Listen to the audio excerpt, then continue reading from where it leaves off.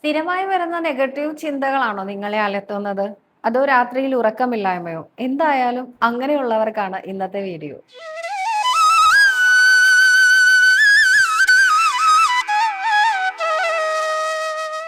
നമസ്കാരം മിത്രത്തിലേക്ക് എല്ലാവർക്കും ഒരിക്കൽ കൂടി സ്വാഗതം. സവേതയാണ് കേട്ടോ. ശ്രീകൃഷ്ണ ഗോവിന്ദ ഹരേ മുരാരേ ഹേ നാഥ നാരായണ വാസുദേവ.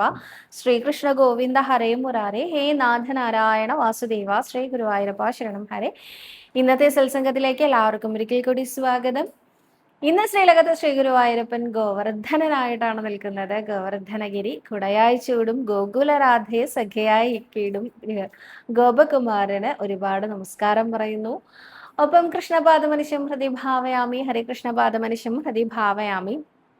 ഒരു കയ്യിൽ ഓടക്കോല് പിടിച്ച് ഒരു കയ്യില് ഗോവർദ്ധനഗിരി ഉയർത്തിക്കൊണ്ട് നിൽക്കുന്ന നമ്മുടെ പൊന്നുണ്ണി കൃഷ്ണനെ കാണാൻ ഇന്ന് അതീവ സുന്ദരനായിരുന്നു. എന്നാൽ നിർഭാഗ്യവശാൽ ഇന്ന് എനിക്ക് ഗണപതിയെ തൊഴാൻ സാധിച്ചില്ല കേട്ടോ. നാലമ്പലത്തിലകത്ത് ഉണ്ടായിട്ടും എന്താ ഗണപതിയെ തൊഴാഞ്ഞേ എന്ന് ചോദിച്ചാൽ വളരെയധികം ക്രൗഡഡ് ആയിരുന്നു ഇന്ന്. നമ്മളുടെ ഗുരുവായൂരപ്പനെ തൊഴുതിട്ട് നേരെ ഗണപതിയുടെ അവിടം വരെ തിങ്ങി നിറഞ്ഞാണ് ആളുകൾ നിന്നിരുന്നത്. അവിടുത്തെ കാവൽക്കാര് ഉണ്ടായിരുന്നില്ല, അതുകൊണ്ടായിരുന്നു കേട്ടോ. അദ്ദേഹത്തിന് എന്തോ ഒരു എമർജൻസിക്ക് കിഴക്കേ ഗോപുരത്തിന്റെ അവിടേക്ക് വിളിപ്പിച്ചതുകൊണ്ട് അവിടെ ആളുണ്ടായിരുന്നില്ല. ഇതിപ്പോ ഞാൻ പറയാനുണ്ടായ കാരണം എന്താണെങ്കിൽ, നമ്മളെപ്പോഴും അവിടെ ഉള്ള കാവൽക്കാരെ മുഴുവൻ പഴിക്കാറുണ്ട്. ഒരു നോക്ക് കാണാൻ സമ്മതിക്കില്ല, പിടിച്ചു വലിച്ചു മാറ്റുകയാണ്, ശരിക്കും കണ്ടില്ല, ഇങ്ങനെ അനേകം കംപ്ലൈൻറ്റ്സ് പറയാറുണ്ട്. ഏതാനും ചില നിമിഷങ്ങൾ അതിൽ ഒരാളുടെ ഡ്യൂട്ടി സ്ഥാനത്ത് അയാൾ ഇല്ലാതെ വന്നപ്പോഴത്തെ നാലമ്പലത്തിലെ അവസ്ഥ നിങ്ങൾ ഓരോരുത്തരും കാണേണ്ടതായിരുന്നു, മനസ്സിലാക്കേണ്ടതായിരുന്നു. കാരണം ഗണപതിയുടെ അവിടെ ഞാൻ സ്ഥിരമായിട്ട് കാണുന്ന ഒരു കാഴ്ചയാണ്. നമ്മൾ കൃഷ്ണാരി മിത്രങ്ങൾക്ക് അത് പറ്റാതിരിക്കട്ടെ, ഗണപതിയുടെ അവിടെ തൊഴുക എന്ന് പറഞ്ഞാൽ വളരെ ചെറിയ സ്പേസ് ആണ്. നിങ്ങൾ ഗണപതിയുടെ അവിടെ പുഷ്പാഞ്ജലി ഷീട്ടാക്കാൻ ഉദ്ദേശിക്കുന്നുണ്ടെങ്കിൽ, അവിടെ നടയിൽ പൈസ വെച്ച് പുഷ്പാഞ്ജലി പറയാൻ ഉദ്ദേശിക്കുന്നുണ്ടെങ്കിൽ, അതിന് കരുതി വെച്ചിരിക്കുന്ന എമൗണ്ട് നിങ്ങൾ ആദ്യമേ എടുത്ത് കയ്യിൽ പിടിക്കൂ. അത് നേരെ നടയിൽ വളരെ ക്ലോസ് ആയി നിന്നിട്ട് അവിടെ അത് വെച്ച് പ്രാർത്ഥിച്ച് ആ പ്രസാദം വാങ്ങി ഗണപതിയുടെ അവിടുന്ന് പരിസരത്ത് നിന്നേ മാറി നിൽക്കൂ. ഗണപതിയുടെ പ്രദക്ഷിണ വരിയിൽ ഒന്നും നിൽക്കാതിരിക്കൂ. ആ പരിസരത്ത് നിന്നേ മാറി നിങ്ങൾ കുറച്ചുകൂടി സ്പേഷ്യസ് ആയിട്ടുള്ള എവിടേക്കെങ്കിലും ഒന്ന് മാറി നിന്നിട്ട് ആ പ്രസാദം തൊടിയിക്കാനും ശ്രമിക്കൂ. കൂടെയുള്ളവരെ തൊടുക. അതുപോലെ തന്നെ ഗണപതി അമ്പലത്തിൽ എത്തിയിട്ട് ഗണപതിനെ ഇങ്ങനെ കണ്ടാലേ പേഴ്സ് തുറക്കുള്ളൂ. അങ്ങനെയൊക്കെ ചെയ്യണത് എന്തൊരു അക്രമാണെന്നറിയോ. കാരണം എത്രയോ പേരാണ് പുറകിൽ നിൽക്കുന്നത് തൊഴാൻ വേണ്ടിയിട്ട്. അപ്പോൾ അവർക്ക് എത്ര ബുദ്ധിമുട്ടുണ്ടാക്കുന്നുണ്ട് നമ്മളുടെ ഈ ഒരു പ്രവൃത്തി, അത് ഒട്ടും മനസ്സിലാക്കുന്നില്ല. അപ്പോൾ കുറച്ചുകൂടിയൊക്കെ ഒന്ന് മനസ്സിരുത്തു കേട്ടോ. അപ്പോൾ അവിടെ ഉണ്ടായിരുന്ന കാവൽക്കാരന് എന്തോ എമർജൻസി വന്നു എന്നുള്ള ഒറ്റ കാരണം കൊണ്ട് ഒരാളും ഗണപതിയുടെ അവിടുന്ന് തൊഴുത് നീങ്ങുന്നില്ല. അപ്പൊ തൊഴുത് നീങ്ങാതാവുമ്പോ എന്താ വെച്ചാൽ ആ വരി ഇങ്ങനെ വന്ന് വന്ന് വന്ന് വന്ന് മണ്ഡപത്തിന്റെ അവിടം വരെ ഭയങ്കര ബ്ലോക്കാണ്. എങ്ങനെയൊക്കെയോ പാടുകയാണ് ഞാൻ മണ്ഡപത്തിന്റെ അവിടെ നിന്ന് മാറിയിട്ട് ആനന്ദശയനത്തിന്റെ അവിടം വരെ എത്തിയത്. അപ്പോൾ ഒന്ന് ആലോചിച്ച് നോക്കൂ, അവർ ചെയ്യേണ്ട ഡ്യൂട്ടി അവർ ചെയ്യുന്നത് കൊണ്ടാണ് നമ്മൾ ഓരോരുത്തർക്കും തൊഴാൻ സാധിക്കുന്നത്. അതിൽ പിടിച്ചു വലിച്ചു മാറ്റുന്നുണ്ട്, നമ്മളോട് മോശമായിട്ട് പെരുമാറുന്നുണ്ട് എങ്കിൽ അത് നമ്മുടെ കർമ്മദോഷമായിട്ടൊന്ന് കണക്കാക്കൂ. അതല്ലെങ്കിൽ ഉണ്ണികൃഷ്ണനോട് പറയൂ പരാതി. ഉണ്ണികൃഷ്ണനോട് പറയൂ, ഉണ്ണികൃഷ്ണ കഷ്ടായി പോയിട്ടോ, ഞാൻ വന്നിട്ട് എനിക്ക് തൊഴാൻ പറ്റിയില്ലല്ലോ എന്ന് പറയൂ. ആ വ്യക്തികളെ പഴിക്കാതിരിക്കൂ. കാരണം അവരെ അവിടെ അതിന് നിയോഗിച്ചിരിക്കുന്നത് സാക്ഷാൽ ശ്രീ ഗുരുവായൂരപ്പനാണ് എന്നൊന്ന് വിശ്വസിച്ച് നോക്കൂ. അങ്ങനെ വിശ്വസിച്ചാൽ നമുക്ക് അവരോടല്ല ദേഷ്യവും സങ്കടവും വരിക. ഉണ്ണികൃഷ്ണനെ കാണാൻ വന്നിട്ട് എന്താ ഉണ്ണി എന്നോട് ഇങ്ങനെ കാണിച്ചത്, എന്തെങ്കിലും ഒരു കാരണം ഭഗവാനും ഉണ്ടാവും അത് പറയാൻ, അല്ലേ? അതേമാതിരി തന്നെ നാലമ്പലത്തിനകത്തേക്ക് കടന്നിട്ട് ഞാൻ ഇന്നലെ തൊഴുമ്പോൾ ഉണ്ടായിരുന്ന ഒരു സംഭവം കേട്ടോ. നാലമ്പലത്തിനകത്തേക്ക് കടന്നിട്ട് ഒരു സ്ത്രീ നേരെ തിരിഞ്ഞു നിൽക്കുകയാണ്, ഭഗവാനെ പുറംതിരിഞ്ഞ് കാണിച്ചാൽ നിൽക്കണത്. അവരുടെ കൂടെ വന്ന ആൾക്കാർ വന്നിട്ടില്ലേന്ന്. ഈ വരിയിൽ നിൽക്കുമ്പോൾ നമ്മൾ ഏതാണ്ട് ഒരു 4-5 പേര് പിന്നിലാണെങ്കിൽ പോലും അവർക്ക് നടന്ന് പിന്നിൽ വന്നോളും. നമുക്ക് അപ്പോൾ കുറച്ച് നിമിഷം മാത്രമേ നമുക്ക് ഗുരുവായൂരപ്പനെ കാണാൻ കിട്ടുള്ളൂ. ഞാൻ എപ്പോഴും പറയാറുണ്ട്, നാലമ്പലത്തിനകത്തേക്ക് കയറി കഴിഞ്ഞാൽ പിന്നെ വേറൊന്നിനെ കുറിച്ചും ചിന്തിക്കാണ്ട് ഉണ്ണികൃഷ്ണ എന്ന് മാത്രം ചിന്തിച്ച് ഭഗവാനെ നോക്കാൻ ശ്രമിക്കൂ. നമ്മൾ തിരിഞ്ഞു നിന്ന് കൂടെയുള്ള ആളുകൾ, ചെറിയ കുട്ടികളാണെങ്കിൽ പോട്ടെ കേട്ടോ, ചെറിയ കുട്ടികളാണെങ്കിൽ അവരുടെ കൈവിട്ട് പോകുമെന്നുള്ള പേടിയിൽ അതൊന്നുമല്ല, വലിയ ആൾക്കാരെയാണ് നോക്കണത്. ഇല്ലേ, വന്നില്ലേ, ഒരു തവണ നോക്കി തിരിഞ്ഞു, അപ്പൊ തന്നെ വീണ്ടും ഇങ്ങോട്ട് തന്നെ തിരിഞ്ഞു, എത്തിയില്ലേ, കാണുന്നില്ലേ, ഇങ്ങനെ നോക്കിക്കൊണ്ടിരിക്കുകയാണ് അവര്. അപ്പോ എനിക്ക് തോന്നുന്നു കഷ്ടം, കഷ്ടം എന്നേ പറയാനുള്ളൂ. കാരണം അവർക്ക് തിരിഞ്ഞു നിന്നാൽ ശരിക്കും ഗുരുവായൂരപ്പനെ കാണാം. അവരുടെ മുമ്പിൽ വലിയ ഉയരം കൂടിയ ആളുകൾ ഉണ്ടായിരുന്നില്ല. അവർക്ക് അധികം ഉയരമില്ല, പക്ഷെ അധികം ഉയരം കൂടിയ ആളുകൾ അവരുടെ മുമ്പിലും ഉണ്ടായിരുന്നില്ല. അവർക്ക് ഈസി ആയിട്ട് ഗുരുവായൂരപ്പനെ അവിടെ നിന്നേ കാണാൻ പറ്റുമായിരുന്നു. അതൊക്കെ പാഴാക്കിക്കൊണ്ട് പിന്തിരിഞ്ഞ് നിന്ന് അവരവരുടെ കൂടെയുള്ള ആളുകളെയൊക്കെ എന്താ പറയാ, വരൂ എന്ന് പറയാ, ക്ഷണിക്കുക, കാണുന്നില്ലേ നോക്കുക, ഇതൊക്കെ ചെയ്തിട്ട് നേരെ മുമ്പിലെത്തിയാലോ അവർ പിടിച്ച് മാറ്റും. ആ സമയത്ത് അയ്യോ എനിക്ക് കാണാൻ പറ്റിയില്ല എന്ന് പറഞ്ഞിട്ട് ഒരു കാര്യം ഉണ്ടാവില്ല. അപ്പൊ ഇത്തരം കാര്യങ്ങൾ നമ്മൾ കൃഷ്ണാരി മിത്രങ്ങൾക്ക് പറ്റാതിരിക്കണം. എനിക്ക് എത്ര സ്വാർത്ഥത ഉണ്ട്, നമ്മൾ സെറ്റാണ്, നമുക്ക് അങ്ങനത്തെ കാര്യങ്ങളിൽ പറ്റാതിരിക്കണം. അകത്തേക്ക് കടക്കുമ്പോൾ തന്നെ തൊഴണം. ഗണപതി അമ്പലത്തിൽ അധികം നേരം സ്പെൻഡ് ചെയ്ത് ബാക്കിയുള്ള ഭക്തരെ ബുദ്ധിമുട്ടിക്കാതിരിക്കണം. ഇതൊക്കെ ഒരു ബേസിക് തൊഴേണ്ട മര്യാദകളാണ് കേട്ടോ. ഇതൊക്കെ നമുക്ക് എല്ലാവർക്കും അറിയുന്നവരായിരിക്കും മിക്കവാറും, പക്ഷെ ആ സമയത്ത് ഓർക്കാത്തതുകൊണ്ടായിരിക്കും. ഇനി അങ്ങനെയുള്ള അബദ്ധങ്ങൾ നമുക്ക് പറ്റാണ്ടിരിക്കട്ടെ എന്ന് പ്രാർത്ഥിച്ചുകൊണ്ട് നമുക്ക് ഇന്നത്തെ വിശേഷങ്ങളൊക്കെ നോക്കാം അല്ലേ.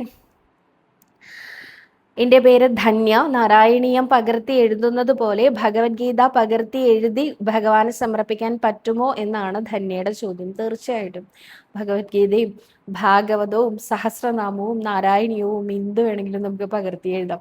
ഈ പകർത്തി എഴുതുന്നതിലൂടെ നമുക്കത് ഉറക്കിയല്ലേ ചെയ്യാം. അത് വളരെ നല്ല കാര്യമല്ലേ. ശ്രമിച്ചു നോക്കൂ, എന്തും നമുക്ക് എഴുതാട്ടോ ഗുരുവായൂരപ്പനെ സമർപ്പിക്കാൻ എന്ന് പറഞ്ഞിട്ട്. അടുത്തതായിട്ട് ഇന്ദു രാജേഷ് എന്ന ഭക്തയാണ് ചോദിച്ചിരിക്കുന്നത്, വിഷ്ണു സഹസ്രനാമം ജപിക്കുമ്പോൾ ഇടയ്ക്ക് വെച്ച് നിർത്തേണ്ട ഒരു സാഹചര്യം ഉണ്ടായാൽ പിന്നീട് ആദ്യം മുതൽ ജപിക്കണോ അതോ അതിനുശേഷമുള്ള പകുതി ജപിച്ചാൽ മതിയോ? എന്തെങ്കിലും ദോഷമുണ്ടോ? ഗുരുവായൂരപ്പന്റെ മുമ്പിൽ അങ്ങനെ ദോഷമൊന്നുമില്ല. വിഷ്ണു സഹസ്രനാമം തുടങ്ങി അവസാനിപ്പിക്കുന്നത് വരെ ജപിക്കാണ് വേണ്ടത്. സാധിച്ചില്ല വെച്ചാൽ നമ്മുടെ സാഹചര്യം, നമ്മുടെ ഉണ്ണികൃഷ്ണനെ ശരിക്കറിയാലോ, അവിടെ നിന്ന് കണ്ടിന്യൂ ചെയ്തോളൂ, ഒരു കുഴപ്പമില്ല കേട്ടോ. അടുത്തതായിട്ട് വിദ്യാസൈക്കെ എന്ന ഭക്തയാണ് ചോദിച്ചിരിക്കുന്നത്, ചേച്ചി എൻ്റെ മനസ്സിലേക്ക് എപ്പോഴും എന്തോ ദുഷ്ടചിന്തകൾ കടന്നു വന്നുകൊണ്ടേയിരിക്കുന്നു, അതിനെന്തെങ്കിലും ഒരു പരിഹാരം പറഞ്ഞു തരുമോ പ്ലീസ് എന്നാണ് ചോദിച്ചിരിക്കുന്നത്. എന്ത് ദുഷ്ടചിന്തകളാ വരുന്നത്? നമുക്ക് നടന്നു പോകുമ്പോൾ നമ്മുടെ തലയിലെ തേങ്ങ വീണു എന്നാണോ? അതല്ലെങ്കിൽ നമുക്ക് ആക്സിഡന്റ് പറ്റിയെന്നാണോ? അതല്ലെങ്കിൽ നമ്മൾ വേറൊരാളെ ദുഷിക്കുന്നു, അവരെ കുത്തിക്കൊല്ലുന്നു എന്നാണോ? അങ്ങനെ എന്ത് ചിന്തകൾ വേണമെങ്കിലും വന്നോട്ടെ, ആ ചിന്തകളെയൊക്കെ നമ്മൾ സഹർഷം സ്വീകരിക്കൂ. എന്നിട്ട് എന്താ ചെയ്യേണ്ടതെന്നറിയോ? ഞാനിങ്ങനെ നടന്നു പോകുമായിരുന്നു, പെട്ടെന്ന് എൻ്റെ തലയിൽ ഒരു തേങ്ങ വീണു. ഇങ്ങനെ ഒരു ചിന്ത നമ്മുടെ ഉള്ളിൽ വരിക എന്ന് വിചാരിക്കാം. ആ തേങ്ങ എൻ്റെ തലയുടെ തൊട്ടടുത്തെത്തുന്ന സമയത്ത് രണ്ട് കൈകൾ നീല കരങ്ങൾ വന്ന് അതിങ്ങനെ എടുത്തു, എന്നിട്ട് താഴേക്ക് ഇട്ടു. അപ്പൊ എനിക്കൊന്നും പറ്റിയില്ല. ഇങ്ങനെ ഒന്ന് ചിന്തിച്ചു നോക്കൂ. ആ ചിന്തകളെ ഒന്ന് ഡൈവേർട്ട് ചെയ്യാൻ ശ്രമിച്ചു നോക്കൂ ഗുരുവായൂരപ്പനിലേക്ക്. തീർച്ചയായിട്ടും പറ്റും, തീർച്ചയായിട്ടും പറ്റും. നമ്മൾ ശ്രമിച്ചുകൊണ്ടേ ഇരിക്കണം കേട്ടോ. എനിക്കും വരാറുണ്ട് ഇങ്ങനെ ദുഷ്ടചിന്തകൾ. ഞാൻ എപ്പോഴാണ് ദുഷ്ടചിന്തകൾ ചിന്തിക്കാന്നറിയോ? എപ്പോഴും വിചാരിക്കും എൻ്റെ ഉള്ളിൽ ഇത്രയും ദുഷ്ടത ഉണ്ടല്ലോ എന്ന്. അതെന്താണെന്നറിയോ? ഞാനിങ്ങനെ ശിവേലി തൊഴുകാന്ന് വിചാരിക്കാം. അപ്പൊ ഞാനിങ്ങനെ ശിവേലി ഇങ്ങനെ തൊഴുതുകൊണ്ടിരിക്കുമ്പോൾ പെട്ടെന്ന് എനിക്ക് തോന്നും, ഈ ആന ഇപ്പോൾ ഓടി എന്താ ഉണ്ടാവുക അല്ലേ? എത്ര ആൾക്കാരല്ലേ ഈ അമ്പലത്തിൽ നിൽക്കണേ, അവരാരെങ്കിലും ഒക്കെ ആന എന്തെങ്കിലുമൊക്കെ ചെയ്താലോ അല്ലേ? എൻ്റെ കണ്ണിൽ ഞാൻ അപ്പൊ അത് കാണില്ലേ? അപ്പൊ തന്നെ ഞാൻ വിചാരിക്കും കഷ്ടം ദുഷ്ടത്തി, ഇങ്ങനെയാണോ ചിന്തിക്കുക? അപ്പൊ തന്നെ ഞാൻ ആനപ്പുറത്തേക്ക് നോക്കും. അവരെ ആരാ ആനപ്പുറത്തിരിക്കണേ? അദ്ദേഹം വിചാരിച്ച ആന എന്നല്ല, ഒന്നും ഓടില്ല. എന്താ പറയാ, ലോകം മുഴുവൻ നിശ്ചലമാക്കാനും ലോകം മുഴുവൻ ചലിപ്പിക്കാനും സാധിക്കുന്ന നമ്മുടെ പൊന്നുണ്ണി കൃഷ്ണൻ പുറത്തിരിക്കുമ്പോൾ ആന എന്തെങ്കിലും ചെയ്യും? ഒന്നും ചെയ്യില്ല. വെറുതെ ഓരോന്ന് ചിന്തിക്കുന്നല്ലേ എന്ന് വിചാരിച്ച് ആ ചിന്ത അങ്ങനെ മാറ്റാറുണ്ട്. ഇതുപോലെ ഞാനിപ്പോ യാത്ര ചെയ്യാന്ന് വിചാരിക്കാം, വണ്ടി ഓടിച്ചുകൊണ്ടിരിക്കുകയെന്ന് വിചാരിക്കാം. ഓടിക്കുമ്പോൾ ഓപ്പോസിറ്റ് ഞാനിങ്ങനെ ഒരു ലോറി വരുന്നുണ്ടെന്ന് വിചാരിക്കുക. അപ്പൊ ഞാൻ ഈ വണ്ടിയും കൊണ്ട് ഞാൻ ലോറിയുടെ അടിയിൽ പോയാൽ എന്താ ഉണ്ടാവുക അല്ലേ? എന്തുണ്ടാവാനാ, എൻ്റെ മക്കൾക്ക് അമ്പല്യം ഉണ്ടാവില്ലേ? അങ്ങനെ ആലോചിക്കാറുണ്ട്. അപ്പൊ തന്നെ ഞാൻ വിചാരിക്കും, എൻ്റെ പിന്നിൽ ആരാ സഹയാത്രികനായിട്ടുള്ളത്? ഗുരുവായൂരപ്പനല്ലേ, പിന്നെ എന്തിനാ ഞാനിങ്ങനെ പേടിക്കണല്ലേ? എൻ്റെ കൂടെ എൻ്റെ തോളിൽ ഇങ്ങനെ രണ്ട് കൈയും പിടിച്ചുകൊണ്ട് ഇങ്ങനെ ഇരിക്കുന്ന ഒരു സഹയാത്രികൻ എപ്പോഴും എൻ്റെ കൂടെ ഇല്ലേ? പിന്നെ ഞാൻ ഈ ലോറിക്കടിയിൽ പോകുന്നത് എന്തിനാണ് ചിന്തിക്കുന്നത്? നമുക്ക് മനുഷ്യന്റെ ഉള്ളിൽ ഏറ്റവും കൂടുതലുള്ള വികാരം നെഗറ്റീവാണെന്ന് എനിക്ക് എപ്പോഴും തോന്നാറുണ്ട്. അത് നമ്മൾ ഇപ്പൊ ക്രൈം സ്റ്റോറീസ് ഒക്കെ ഉണ്ടാവും. ഞാൻ എപ്പോഴും പറയാറുണ്ട് തോന്നുന്നു, ഈ നമ്മൾ ഡിവോഷണൽ ആയിട്ടുള്ള കാര്യങ്ങളൊക്കെ യൂട്യൂബ് പോലെയുള്ള ദൃശ്യമാധ്യമങ്ങളിൽ അല്ലെങ്കിൽ നവമാധ്യമങ്ങളിൽ സോഷ്യൽ മീഡിയാസിൽ നമ്മൾ കാണുക എന്ന് വിചാരിക്കാം. ഈ റെക്കമെൻഡേഷൻ ആയിട്ട് വരിക ഇതുപോലത്തെ ക്രൈം സ്റ്റോറീസ്, അങ്ങനത്തെ കുറച്ച് നെഗറ്റീവ് ഷെയ്ഡുള്ള കാര്യങ്ങളാണ്. അപ്പം ഞാൻ നോക്കുമ്പോൾ അതിൻ്റെയൊക്കെ വ്യൂസ് ഉണ്ടല്ലോ, മണിക്കൂറുകൾ കൊണ്ട് ലക്ഷങ്ങളാണ് അതിൻ്റെ വ്യൂസ് വരുന്നത്. നമ്മളൊരു ആധ്യാത്മിക കാര്യം കൊണ്ട് ഇട്ട് കഴിഞ്ഞാൽ ഒരു മണിക്കൂർ മണിക്കൂറിൽ 1000 കടന്നു കിട്ടാൻ നമ്മൾ പ്രയാസപ്പെടും. അപ്പൊ ഞാൻ ഇതിന്റെ ലോജിക്ക് എന്താണെന്ന് ആലോചിച്ചു. സിമ്പിളാണ്. ഈ ഒരു നെഗറ്റീവ് അല്ലാതെ ഹൈലി പോസിറ്റീവായിട്ട് ചിന്തിക്കുന്ന ഒരു ചാനൽ, ഞാൻ എൻ്റെ കാര്യമില്ല കേട്ടോ പറയണേ, ഞാൻ MS സുബ്ബലക്ഷ്മിയുടെ പാട്ടുകൾ കേൾക്കാൻ ഇഷ്ടപ്പെടുന്ന ഒരാളാണ്. പ്രത്യേകിച്ച് പ്രഭാത നേരത്ത് അമ്മയുടെ കുറേ ഭജന കേൾക്കാൻ എനിക്കിഷ്ടമാണ്. പ്രത്യേകിച്ചും ഭജഗോവിന്ദൊക്കെ. അതിൻ്റെ താഴെ വരുന്ന ക്രൈം സ്റ്റോറീസിലേക്ക് പോയാൽ നേരെ ഞാൻ അതിലേക്ക് പോകും. പിന്നെ അതിൻ്റെ കണ്ടിന്യൂവേഷൻ ഇങ്ങനെ പോകും. ഈ ഭജഗോവിന്ദ എവിടെ പോയി? ഞാൻ മറന്നേ പോയി, ആ കാര്യമേ മറന്നു. അപ്പോൾ മനുഷ്യൻ്റെ ഉള്ളിൽ ഏറ്റവും കൂടുതലുള്ളത് നെഗറ്റീവിലേക്ക് പോകാനുള്ള ഒരു ടെൻഡൻസിയാണ്. അതെന്താ അങ്ങനെയെന്ന് അറിയില്ല. ഈ പത്രങ്ങളൊക്കെ ഇങ്ങനെ മാറിയതിൻ്റെ പിന്നിൽ നമ്മൾ മനുഷ്യരാണെന്ന് എനിക്ക് എപ്പോഴും തോന്നാറുണ്ട്. കാരണം ഒരു പേപ്പർ എടുത്ത് നോക്കിക്കോളൂ, ഫ്രണ്ട് പേജിൽ നെഗറ്റീവ് വാർത്തകളെ ഏറ്റവും അധികം കൊടുക്കുക. അവിടെ കൊലപാതകം, ഇവിടെ പീഡനം, ഇവിടെ മരണം, അങ്ങനെയുള്ള കാര്യങ്ങളൊക്കെയാണ് ആദ്യം കൊടുക്കുക. ആക്സിഡന്റ് പറ്റി ചില മാധ്യമങ്ങളിൽ അല്ലെങ്കിൽ പത്രങ്ങളിൽ കാണുന്നത് മക്കൾ മരിച്ച അമ്മ കരയുന്ന സീനൊക്കെ ആവട്ടോ. അയ്യോ, നമുക്ക് അന്നത്തെ ദിവസം പോയി തോന്നും. പക്ഷെ എന്തുകൊണ്ടാണ് അവരങ്ങനെ കൊടുക്കുന്നത്? വായനക്കാരായിട്ടുള്ള ആളുകളെ കിട്ടുന്നത് കൊണ്ടല്ലേ അങ്ങനെ കൊടുക്കുന്നത്. അപ്പം മനുഷ്യന് ഏറ്റവും കൂടുതൽ നെഗറ്റീവിലേക്ക് പോകാനാണ് ഇഷ്ടം. അപ്പം നമ്മൾ കഷ്ടപ്പെട്ട് പിടിച്ചു വെക്കേണ്ട, പോട്ടെ, നെഗറ്റീവിലേക്ക് പോട്ടെ. അതിൻ്റെ അവസാനം നമ്മളെ രക്ഷിക്കുന്ന, നമ്മളെ പ്രൊട്ടക്ട് ചെയ്യുന്ന 2 കൈകൾ വരുന്നതായിട്ടൊന്ന് സങ്കല്പിച്ചാൽ മതി. പതുക്കെ പതുക്കെ പതുക്കെ നമ്മുടെ ആ നെഗറ്റീവ് തോട്ട്സ് ഇങ്ങോട്ട് കുറഞ്ഞു കിട്ടും തന്നെയാണ് എൻ്റെ ഒരു അനുഭവം കേട്ടോ. എപ്പോഴും ഞാൻ അങ്ങനെ തന്നെയാണ് ചെയ്യാറ്. ഏത് നെഗറ്റീവ് തോട്ട്സ് വന്നാലും എനിക്കങ്ങനെ വരില്ല. കാരണം എന്താ, എൻ്റെ ഗുരുവായൂരപ്പൻ്റെ കൂടെ എനിക്ക് പിന്നെ വരില്ലാന്നേ. അങ്ങനെ ഒരു ചിന്ത എൻ്റെ ഉള്ളിൽ ഞാൻ തന്നെ ഫോം ചെയ്തെടുത്തതാണ്. നിങ്ങൾക്കും സാധിക്കും, തീർച്ചയായിട്ടും സാധിക്കും. അപ്പോൾ അങ്ങനെ ഒന്ന് ശ്രമിച്ചു നോക്കൂ. ഇന്ന് മുതൽ ശ്രമിച്ചു നോക്കൂ, നേരെയാവട്ടെ കേട്ടോ. അടുത്തതായിട്ട് ഉഷാകുമാരി എന്ന ഭക്തയാണ് ചോദിച്ചിരിക്കുന്നത്. സവിതക്കുട്ടി, എല്ലാ ക്ഷേത്രങ്ങളും ഇഷ്ടമാണെങ്കിൽ ഞങ്ങളുടെ ചെട്ടികുളങ്ങര ക്ഷേത്രത്തിൽ വരാമോ? കായംകുളത്തിന് പോകുന്ന വഴിയാണ്. ഇനിയും അമ്പലപ്പുഴയിൽ വരുമ്പോൾ വന്നാൽ മതി, വിളിച്ചാൽ മതി. എവിടെയാണെങ്കിലും ഞാൻ വരാം മോളെ. ഞാൻ എൻ്റെ അനിയത്തിക്കുട്ടിയായ സവിതയെ കാണുന്നു. കൃഷ്ണ ഗുരുവായൂരപ്പ. Thank U.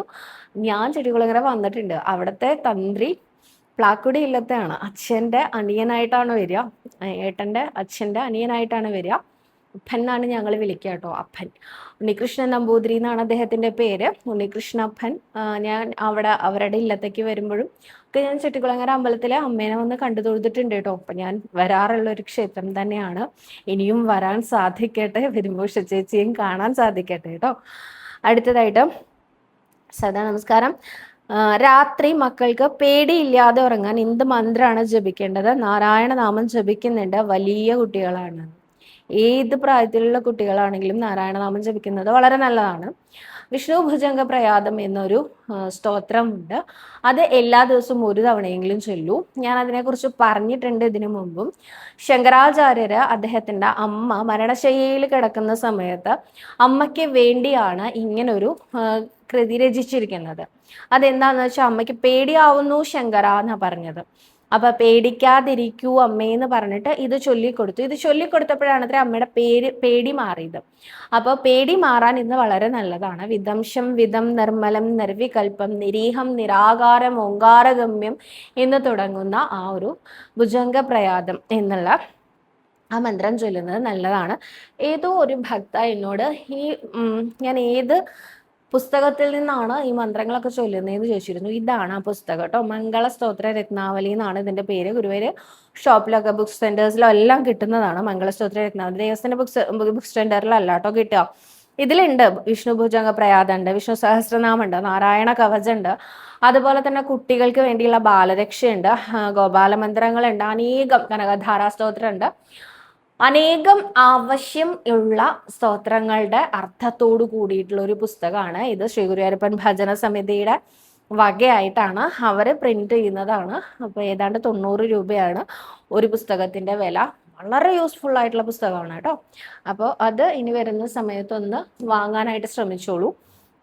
അതിലുള്ളതാണ് വിഷ്ണു ഭുജംഗ പ്രയാദം കേട്ടോ. അടുത്തതായിട്ട് അഞ്ജന പാർവതി എന്ന ഭക്തയാണ് ചോദിച്ചിരിക്കുന്നത്. നമസ്കാരം ചേച്ചി, തീർത്ഥം കൊണ്ടുള്ള തുലാഭാരത്തിന് നമ്മുടെ തൂക്കം അനുസരിച്ചാണോ തുക, അല്ലെങ്കിൽ ടോട്ടൽ 100 രൂപയാവുള്ളൂ? ടോട്ടൽ 150 രൂപയുള്ളൂ. തൂക്കം അനുസരിച്ചല്ല തീർത്ഥം കൊണ്ടുള്ള തുലാഭാരത്തിന്റെ തുക വരുന്നത്. എന്നോട് അടുത്തൊരു സുഹൃത്ത് ചോദിക്കേണ്ടായി, ഒരു കുടം തീർത്ഥം മാത്രമേ വെക്കുന്നുള്ളൂ, ബാക്കിയൊക്കെ കട്ടിയാണ് വെക്കുന്നത്. എന്ത് സമ്പ്രദായമാണിത്? എത്ര കിലോ വെയിറ്റ് ഉണ്ടോ അത്രയും തൂക്കത്തിലും വെള്ളം വെക്കണ്ടേ, തീർത്ഥം വെക്കണ്ടേ എന്ന് ഒന്ന് ആലോചിച്ചു നോക്കൂ. അത്രയും തീർത്ഥം അവിടെ ആ തുലാഭാരത്തിന്റെ ഇതിൽ കൊണ്ടുവയ്ക്കണം. 100 ലിറ്റർ വെള്ളമൊക്കെ അവിടെ സ്റ്റോർ ചെയ്യുന്നത് എന്തിനാ? ഒരു കുടം വെച്ചിട്ട് എത്രയാണോ നമ്മുടെ വെയിറ്റ് അതിനനുസരിച്ചാണോ ഓരോന്നും ബില്ലാക്കേണ്ടത്. എന്നാൽ തീർത്ഥം മാത്രം 150 രൂപയാണ് കൗണ്ടറിൽ അടയ്ക്കേണ്ടത് കേട്ടോ. അതിന് ഒരു വ്യത്യാസവും ഇല്ല. തീർത്ഥം കൊണ്ട് തുലാഭാരത്തിന് 150 രൂപയുള്ളൂ. അടുത്തതായിട്ട് ശൈല എന്ന ഭക്തയാണ് ചോദിച്ചിരിക്കുന്നത്. പല വീഡിയോസിലും മോള് പറഞ്ഞിട്ടുണ്ട് പ്രജ ഓർ പ്രജവാസികൾ എന്ന്. അങ്ങനെ പറഞ്ഞാൽ എന്താണ്? വ്രജ എന്നാട്ടോ ഞാൻ പറഞ്ഞത്, വ്രജവാസികൾ എന്നാണ് പറഞ്ഞത്. വി ആണ് വ്രജവാസികൾ. വ്രജം എന്നാണ് വൃന്ദാവനത്തിനെ അറിയപ്പെടുന്നത്. അതിന് പിന്നിൽ മറ്റൊരു കഥയുള്ളത് എന്താണെന്ന് വെച്ചാൽ, ഈ വൃന്ദാവനത്തിലെ വ്രജഭൂമി എന്നറിയപ്പെടുന്ന ആ വൃന്ദാവനത്തിന്റെ ഏരിയ സാക്ഷാൽ ഗോലോകത്ത് നിന്ന് കൊണ്ടുവന്ന ഭൂമിയാണ് എന്നറിയപ്പെടാറുണ്ട് കേട്ടോ. ഗോലോകേശ്വരൻ കൃഷ്ണൻ ഗോലോകേശ്വരത്തെ രാധാറാണിയോടൊപ്പം ഭൂമിയിലേക്ക് വന്നപ്പോൾ കൊണ്ടുവന്ന ആ ഭൂപ്രദേശമാണ് വ്രജം എന്നറിയപ്പെടുന്നത് എന്ന് കേട്ടിട്ടുണ്ട്. അപ്പൊ അതിലെ ആളുകളെയാണ് വ്രജവാസികൾ എന്ന് പറയാറുള്ളത് കേട്ടോ. അടുത്തതായിട്ട് കൃഷ്ണനും രാമനും വിഷ്ണുവിന്റെ അവതാരമാണെന്നാണല്ലോ പറയുന്നത്. 2 അവതാരങ്ങളും ഒപ്പം വരാൻ എന്താണ് കാരണം? ബലരാമന്റെ അവതാര ഉദ്ദേശം എന്താണ് എന്ന് പറയാമോ എന്ന് ദിവ്യ അമ്പിളി എന്ന ഭക്തയാണ് ചോദിച്ചിരിക്കുന്നത്. ഇതൊരു വലിയ സബ്ജക്റ്റ് ആണ്. എനിക്ക് ഡീപ്പായിട്ട് അതിനെക്കുറിച്ച് പറയാൻ അറിയില്ല. പക്ഷെ ഞാൻ കേട്ടിരിക്കുന്നത് കൃഷ്ണൻ എന്നാൽ വിഷ്ണുവിന്റെ അംശം ഉണ്ടെങ്കിൽ പോലും സാക്ഷാൽ ഗോലോകേശ്വരനാണ് കൃഷ്ണൻ എന്നാണ് കേട്ടിരിക്കുന്നത്. വിഷ്ണുവിന്റെ പൂർണ്ണ അവതാരം എന്നല്ല പറയേണ്ടത്. ഗോലോകേശ്വരത്തെ ശ്രീകൃഷ്ണനാണ് വിഷ്ണുവിന്റെ അംശത്തോട് കൂടിയിട്ട് ഈ ഒരു അവതാരം എടുത്തിരിക്കുന്നത്. അപ്പോ 9ാമത്തെ അവതാരം എന്നറിയപ്പെടുന്നത് സാക്ഷാൽ ശ്രീബുദ്ധനായിരുന്നു എന്നൊരു കഥയുണ്ട്. ബലരാമൻ, ശ്രീബുദ്ധൻ, കൽക്കി അങ്ങനെയായിരുന്നു എന്ന് പറഞ്ഞു കേട്ടിട്ടുണ്ട്. ഈ ബുദ്ധൻ അന്നത്തെ കാലത്തെ യാഗങ്ങൾക്ക് യാഗത്തിലെ എന്താ പറയാ എന്തായിരുന്നു അതിന് പറയാ,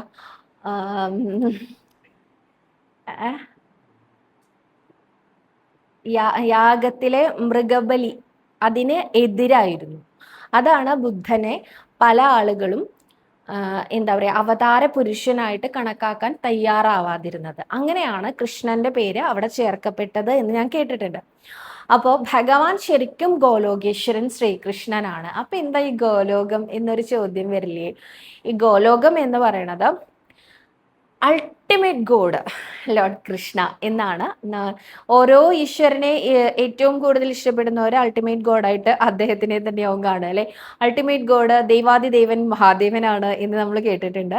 അതേപോലെ ആദിപരാശക്തിയെ ഉപാസിക്കുന്നവര് അല്ലെങ്കിൽ ദേവി മഹാത്മ്യം വായിക്കുന്നവര് ആദിപരാശക്തിക്ക് മേലെ ആയിട്ട് ഒരു ശക്തി ഇല്ല എന്ന് വിശ്വസിക്കുന്നുണ്ട്. ഇതൊക്കെ ശരി തന്നെയാണ് കേട്ടോ, അല്ലാന്നൊന്നും ഞാൻ പറയണില്ല. പക്ഷേ ഗോലോകേശ്വരൻ ശ്രീകൃഷ്ണനാണ് അൾട്ടിമേറ്റ് ആയിട്ടുള്ള ദ ഗോഡ് എന്നാണ് പറഞ്ഞു കേട്ടിട്ടുള്ളത്. ഭാഗവതത്തിൽ പറയുന്നുണ്ട് ഗോലോകേശ്വരൻ ശ്രീകൃഷ്ണനെ കുറിച്ച്. എങ്ങനെയാണ് പറയണത് വെച്ചാൽ, നമ്മളൊരു ബ്രഹ്മാണ്ടത്തിലാണ്. അതായത് ബ്രഹ്മാവ്, വിഷ്ണു, മഹേശ്വരന്മാരടങ്ങിയ ഭൂമിയും സത്യലോകവും കൈലാസവും എല്ലാം അടങ്ങിയ ഒരു ബ്രഹ്മാണ്ടത്തിലാണ് നമ്മൾ. ഇതുപോലെ അനേക കോടി ബ്രഹ്മാണ്ടങ്ങളുണ്ട്. ഇതില് ഒരു ബ്രഹ്മാണ്ടത്തിലാണ് നമ്മൾ. അതിലെ ഒരു ബ്രഹ്മാവ്, ഒരു വിഷ്ണു, ഒരു ശിവൻ ഉണ്ട്. അതിലെ ഒരു എന്താ പറയുക ഭൂമിയിലെ ഒരു ഭാഗമാണ് ഭാരതദേശം. ആ ഭാരതദേശത്തിന്റെ ഒരു ഭാഗമാണ് കേരളദേശം.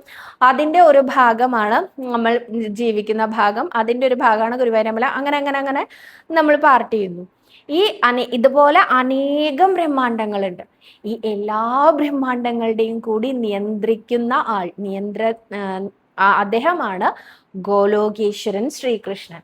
ഇനി ഗോലോകത്തിനെ കുറിച്ച് എന്താ പറയാനുള്ളതെന്ന് ചോദിച്ചാൽ, ഗോലോകത്ത് ഒറ്റ കൃഷ്ണനേ ഉള്ളൂ, ബാക്കി എല്ലാവരും ഗോപികമാരാണ്. കൃഷ്ണനും ഗോപികമാരും ചേർന്ന ഒരു ലോകത്തിനെയാണ് ഗോലോകം എന്ന് പറയുന്നത്. ശ്രീകൃഷ്ണനും രാധാറാണിയുമാണ് അവിടുത്തെ ഈശ്വരന്മാർ എന്ന് പറയുന്നത്. ബാക്കി എല്ലാവരും സഖിമാരായിട്ടുള്ള ഗോപികമാരാണ് എന്നാണ് പറയുന്നത്. അപ്പോൾ ഈ ഇസ്കോൺ ഫോളോവേഴ്സിനോട് ചോദിച്ചാൽ അവരെന്തായാലും പറയൂട്ടോ കൃഷ്ണാവബോധം അവരുടെ അവരുടെ ഒരു കൺസെപ്റ്റ് എന്താണെന്ന് വെച്ചാൽ കൃഷ്ണനെ മാത്രം ഭജിക്കുക എന്നതാണ്. നമ്മളൊക്കെ ഭജിച്ച നാരായണനാമം ചൊല്ലിയാൽ നമ്മൾ എവിടെ എത്തുള്ളൂ? വൈകുണ്ഠത്തിലേ എത്തുള്ളൂ. അപ്പോൾ ഒരു ബ്രഹ്മാണ്ടത്തിലെ ഒരു വൈകുണ്ഠത്തിലേ നമ്മൾ എത്തുള്ളൂ. അവിടെ നിന്ന് പിന്നെ ഉയരണത്രേ കൃഷ്ണന്റെ അടുത്തേക്ക് എത്താനായിട്ട്. അതുകൊണ്ടാണത്രേ അവർ ഹരേ കൃഷ്ണ മന്ത്രം ചൊല്ലുന്നത്. അത് വാട്ടർ ഇറ്റ് മേ ബി അവരുടെ ഇഷ്ടം. നമ്മുടെ ഇഷ്ടം നമുക്ക് എന്താണോ ചെയ്യാൻ തോന്നുന്നത് അത് ചെയ്യാം. പക്ഷെ ഇങ്ങനെയാണ് ആ കൺസെപ്റ്റ്. ഗോലോകേശ്വരൻ ശ്രീകൃഷ്ണൻ, ഒപ്പം ഒരു ബ്രഹ്മാണ്ടത്തിലെ വിഷ്ണു ആ അവതാരമാണ്. ഈ ബ്രഹ്മാണ്ടത്തിൽ, അതായത് വാമനമൂർത്തിയുടെ പാദം കൊണ്ട് പൊളിഞ്ഞ ബ്രഹ്മാണ്ടത്തിലെ ബ്രഹ്മാവ് അദ്ദേഹത്തിന്റെ ആ ഒരു ജ്ഞാനശക്തിയിൽ ഗോലോകേശ്വരനോട് പ്രാർത്ഥിച്ചതിന് പ്രകാരം ഭൂമിയിലെ ദുഷ്ടന്മാരെ നിഗ്രഹിക്കാൻ വേണ്ടി സാക്ഷാൽ ശ്രീകൃഷ്ണ ഭഗവാൻ ഭൂമിയിൽ വന്നു. ആ ഒരു ബ്രഹ്മാണ്ടാണ് ഈ ബ്രഹ്മാണ്ടം, ഈ ശ്രീകൃഷ്ണനെ കിട്ടിയ ബ്രഹ്മാണ്ടം. നമ്മളൊക്കെ ഭയങ്കര പുണ്യം ചെയ്ത ആൾക്കാരാണ് അല്ലേ, വലിയ പുണ്യം ചെയ്ത ആൾക്കാരാണ്. അതുകൊണ്ടാണ് നമുക്ക് കൃഷ്ണനെ കിട്ടിയത്. ഒന്ന് ആലോചിച്ച് നോക്കൂ, കൃഷ്ണൻ ഇല്ലാത്തൊരു ഭൂമി നമ്മളൊന്ന് സങ്കല്പിച്ച് നോക്കൂ. നല്ല നല്ല പാട്ടുകൾ ഉണ്ടാവില്ല, എന്തും പറയാനൊരു ഈശ്വരൻ ഉണ്ടാവില്ല. ഈശ്വരൻ എന്ന് പറയുമ്പോൾ യെസ് ബോസ് എന്ന് പറഞ്ഞ് നിൽക്കേണ്ട ഒരു ഭാവമാണ് നമുക്ക് കൂടുതലായിട്ട് വരിക. ആദിപരാശക്തിയെ ഭജിക്കുന്നവർക്ക് അമ്മേന്ന് വിളിക്കാം കേട്ടോ. പക്ഷെ ബാക്കി എല്ലാ ഈശ്വരന്മാരുടെ അടുത്തും നമ്മളിങ്ങനെ കുമ്പിട്ട് നിൽക്കണല്ലേ. പക്ഷെ നമ്മുടെ ഉണ്ണികൃഷ്ണന്റെ അടുത്താണെങ്കിലും ഉണ്ണികൃഷ്ണ ഒന്നിവിടെ വരൂ, കുറച്ച് വെണ്ണ കഴിക്കൂ, കുറച്ച് പാല് കുടിക്കൂ, ഇങ്ങനെയൊക്കെ പറയാൻ പറ്റില്ലേ? കുറച്ചും കൂടി അടുപ്പം തോന്നുന്ന രീതിയിൽ കലികാലത്തെ മനുഷ്യനെ ഏറ്റവും കൂടുതൽ ഭജിക്കാൻ ഉത്തമം കൃഷ്ണൻ തന്നെയാണ് കേട്ടോ. ഒരു സംസ്കാരം ഇല്ലാത്തവനും കൃഷ്ണനെ വിളിക്കാം എന്നാണ് ആചാര്യൻ പറയാറുള്ളത്. കുറച്ചൊരു സംസ്കാരമുള്ളവർക്ക് മാത്രമേ അതിൻ്റെ അപ്പുറത്തേക്ക് ചിന്തിക്കാൻ പറ്റുള്ളൂ. കാരണം ഭഗവാൻ എല്ലാവരോടും ക്ഷമിക്കൂത്രേ. കരുണാമൂർത്തിയായ ഭഗവാന് എല്ലാവരോടും വാത്സല്യം മാത്രമേ ഉള്ളൂ ഇത്രേ. അപ്പൊ എന്തായാലും ഇങ്ങനെയൊക്കെയാണ് അതിൻ്റെ ആ ഒരു ക്ലാരിഫിക്കേഷൻ എനിക്കറിയാവുന്നത് കേട്ടോ. ഇനി വെണ്ണ കൊണ്ട് തുലാഭാരത്തിന് എത്രയാണ് റേറ്റ് എന്ന് പറയാമോ എന്നാണ് ജിൻസി ചോദിച്ചിരിക്കുന്നത്. കിലോ 450 രൂപയാണ് വെണ്ണ കൊണ്ട് തുലാഭാരം തൂക്കാനായിട്ട് വേണ്ടത് കേട്ടോ. അപ്പൊ അതിന് നമ്മുടെ ഭാരത്തിനനുസരിച്ച്, നമ്മുടെ ശരീരഭാരം 50 ആണെങ്കിൽ 50 × 450 അങ്ങനെയാണ് കേട്ടോ അതിന്റെ കണക്ക് വരുന്നത്. അപ്പൊ ഇന്ന് അത്രയും ചോദ്യങ്ങളേ ഉള്ളൂ. കൂടുതൽ ചോദ്യങ്ങളും കൂടുതൽ വിശേഷങ്ങളുമായി നാളത്തെ വീഡിയോയിൽ കാണാൻ സാധിക്കട്ടെ. സർവരോഗ വിനാശന, സർവപാപ വിനാശന, സർവദുഃഖ വിനാശന, സർവസൗഖ്യപ്രദായക ശ്രീ ഗുരുവായൂരപ്പ ശരണം ഹരേ.